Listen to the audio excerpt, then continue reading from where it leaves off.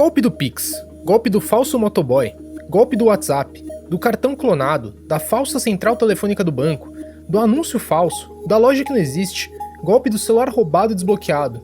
Você certamente já deve ter ouvido falar de algum desses, né? Com a pandemia, mais gente está usando meios de pagamentos digitais e por isso o número de golpes financeiros explodiu no Brasil. Os golpistas estão sempre de olho em oportunidades para atrair e fazer novas vítimas. A boa notícia é que com alguns cuidados básicos, principalmente com as senhas, os dados pessoais e configurações de segurança do celular, podem reduzir bastante as chances de você ser enganado. E uma boa dose de desconfiança também é sempre bom. E hoje a gente mostra algumas dicas para você ficar bem afiado nisso. Eu sou Rafael Martins e você está no podcast Educação Financeira do G1.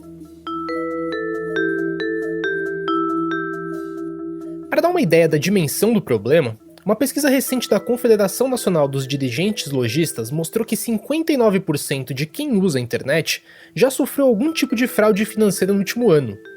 Isso representa quase 17 milhões de brasileiros. Os golpes mais comuns foram o não recebimento de um produto comprado pela internet, a clonagem do cartão do banco e aquelas fraudes por meio de telefonemas ou mensagens falsas. E recentemente tem chamado bastante atenção também os golpes envolvendo o Pix. Mas antes da gente seguir, eu vou chamar o Darlan Varenga, que é repórter de economia aqui do G1, que tem acompanhado essa questão. E aí, Darlan, tudo bem? Oi, Rafa, tudo bem? Pois é, as mentes criminosas aproveitam sempre as novidades para atualizar velhos golpes ou criar novas maneiras de enganar as pessoas. E com o Pix foi a mesma coisa. Disponível 24 horas por dia e com custo zero para quem usa, o Pix tem sido um sucesso de adesão, mas passou a ser alvo também de golpistas que se aproveitam da pouca experiência dos usuários com tecnologia, sobretudo os idosos. A tecnologia é nova, mas o método mais usado pelos criminosos para enganar as pessoas continua sendo a chamada engenharia social, que nada mais é que buscar um dinheiro fácil se fazendo passar por outra pessoa ou convencendo a vítima a revelar seus dados pessoais ou bancários, como explica o especialista em segurança Rafael Aceno. Ouve só. E o que a gente vê é que os ataques são os mesmos, eles só estão evoluindo as metodologias dos ataques, mas os alvos são os mesmos, são a pessoa final. Os fraudadores eles não conseguem atacar a instituição financeira, dificilmente eles conseguem achar uma vulnerabilidade e invadir o banco, eles vão no elo mais fraco, que seria a gente, o usuário final. Os fraudadores eles usam uma técnica chamada engenharia social. Essa técnica ele usa de persuasão, urgência, medo, às vezes até sedução, para te induzir a passar aquela informação, a confiar nele. O Rafael Aceno trabalha há mais de 10 anos com segurança digital em instituições bancárias. E ele explica que a principal novidade nos golpes envolvendo o Pix é a velocidade com que os golpistas conseguem movimentar o dinheiro das vítimas. O Pix tem alguns agravantes. O primeiro é a velocidade da transação. Ela é muito rápida e depois que o fraudador faz essa transferência, ele começa a passar para outros bancos, então até a gente conseguir recuperar isso seria muito trabalhoso. Antigamente, com DET, TED e DOC, você tinha ali 30 minutos para conseguir cancelar aquela operação e seria mais difícil. E um outro agravante é que o Pix é 24/7, né? Antigamente, você não seria fraudado na sexta-feira, passaria todo final de semana sem perceber e na segunda-feira seria debitado na conta do atacante, né? Você teria tempo para denunciar no banco e cancelar aquela operação. Hoje é 10 segundos. Bom, gente, mesmo que a chegada do Pix tenha coincidido com a explosão dos casos de golpes financeiros no país, os especialistas garantem que a tecnologia é segura e é fácil de ser usada. Mesmo assim, é preciso redobrar os cuidados com os dados pessoais e com a segurança digital. Os dados são o principal insumo para uma porção de armadilhas na internet pelo celular. Então, o Renato Blum, que é presidente da Associação Brasileira de Proteção de Dados, lembra que a pandemia acelerou o processo de digitalização da sociedade. Isso fez aumentar também o número de vítimas de golpe. A sociedade ficou mais digital, isso é um fato, todos nós, sem exceção. Nós tivemos aqui alguns atalhos, antigamente era difícil você falar com algum executivo da empresa, hoje você fala, você acha no Telegram, por exemplo, você acha no WhatsApp, você acha em vários canais. Então essa intensidade digital é uma das explicações, isso veio para ficar, sem dúvida. Hoje nós mandamos muito mais mensagens, interagimos muito mais, ficamos muito mais tempo na internet do que antes da pandemia. Hoje é muito fácil você obter informações pessoais em função da disponibilidade e disseminação dessas informações, verdadeiras inclusive. E é com base nessas informações que os fraudadores usam e tentam induzir a erro a vítima, a chamada engenharia social. Bom, e para te ajudar, a gente levantou com os especialistas uma listinha de cuidados básicos para serem tomados para você se proteger dos golpes financeiros. Mas antes da gente falar das dicas, é bom a gente lembrar que a mais importante de todas é sempre desconfiar. Principalmente com aquelas abordagens via telefone, por e-mail ou pelo WhatsApp. O Renato falou mais sobre isso com a gente. Desconfie de mensagens que têm anexos, que têm links, né, que têm direcionamento aí para sites que são desconhecidos ou que podem gerar suspeitas.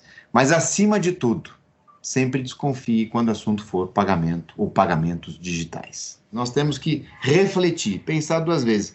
Isso aqui está certo, é para essa pessoa mesmo, o número está condizente, aquele boleto está relacionado àquela conta, aquele código de barras bate com o número que está naquele campo, etc. Enfim, essa desconfiança positiva talvez seja a palavra de ordem. Então, não é porque ele sabe o meu endereço que é aquela pessoa.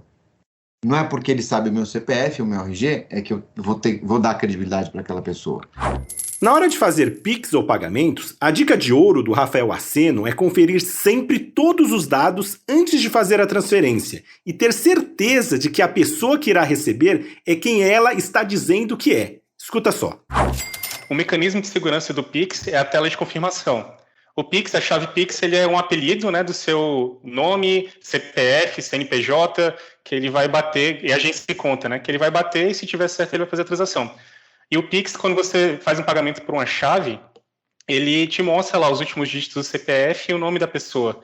Então, se você bater e confirmar o CPF e o nome da pessoa, dificilmente você vai ser atacado. Você vai saber para quem você está pagando, para quem o dinheiro está indo. Então, se você receber uma mensagem pelo WhatsApp que algum parente pedindo dinheiro, a melhor estratégia seria você ligar para a pessoa, ouvir ela, conversar e depois sim fazer o pagamento.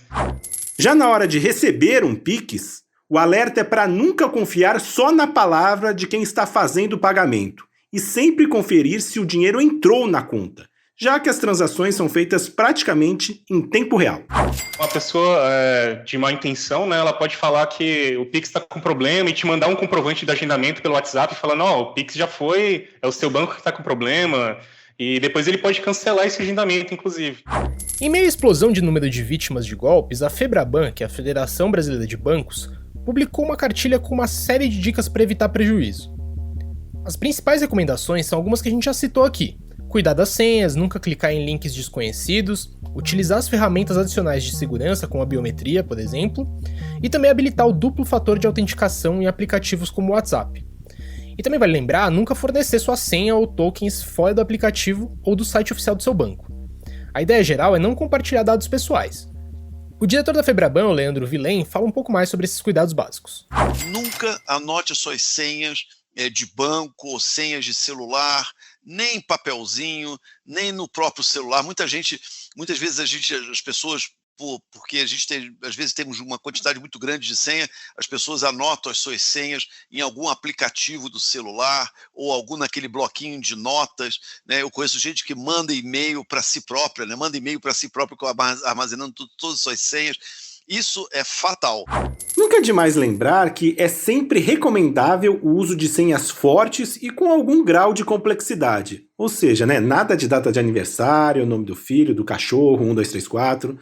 Outra dica importante é não repetir o código de acesso ao seu banco para uso em outros aplicativos, e-mails ou sites de compras. O diretor da Febraban reforça também o alerta de que nenhum banco pede senha ao entrar em contato com o cliente. Ou manda, por exemplo, motoboy para buscar cartão de volta. Ouve só. Telefonema de gerente de banco, telefonema se identificando como sendo da central de atendimento do banco para pedir os seus dados. Desconfie sempre, não forneça, não dê seus dados, não faça isso, né? O banco já possui todas as informações que ele necessita, ele já possui as informações do cliente. Os bancos nunca vão ligar para o cliente para pedir informações adicionais. Com relação aos golpes envolvendo o Pix, a Febraban faz um alerta para o aumento do número de falsos sites de leilão de produtos. Uma pessoa acha que está participando de um leilão, ele no próprio computador, no computador dela, né, de sua casa, aquele site ele está simulando como se tivesse acontecendo lances de um bem que você quer comprar, e no final você se declara vencedor daquele leilão e ele te dá ali uma chave Pix para você fazer um débito e te dá um prazo, em geral dá um prazo muito curto, falando, olha, você ganhou aqui o leilão, para ganhar o bem, agora você tem 15 minutos, você tem 10 minutos agora para pagar o valor aqui nessa chave Pix ou qualquer coisa do tipo. Desconfie sempre. Outro golpe em alta tem sido do QR Code adulterado para desviar pagamentos via Pix. Quem explica como essa fraude funciona é o Rafael Aceno. É muito comum a gente ver hoje em dia lives, né, de cantores no YouTube com um QR Code lá para você fazer um pagamento.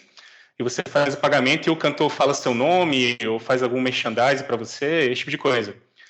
E o Pix ele tem uma camada de segurança que, além da chave Pix, ele mostra depois para você o nome da pessoa ou da empresa e os últimos dados do CNPJ ou do CPF. Né?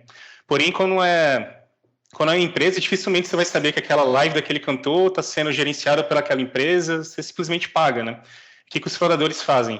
Eles pegam essa transmissão ao vivo e começam a transmitir em outros links com um QR Code diferente. E as pessoas fazem um pagamento e não está sendo feita a mensagem que eles estão pagando. E antes de encerrar, vale a gente dizer aqui que caso você seja vítima de um golpe, é possível você tomar algumas providências para reduzir os prejuízos ou para buscar algum tipo de reparação.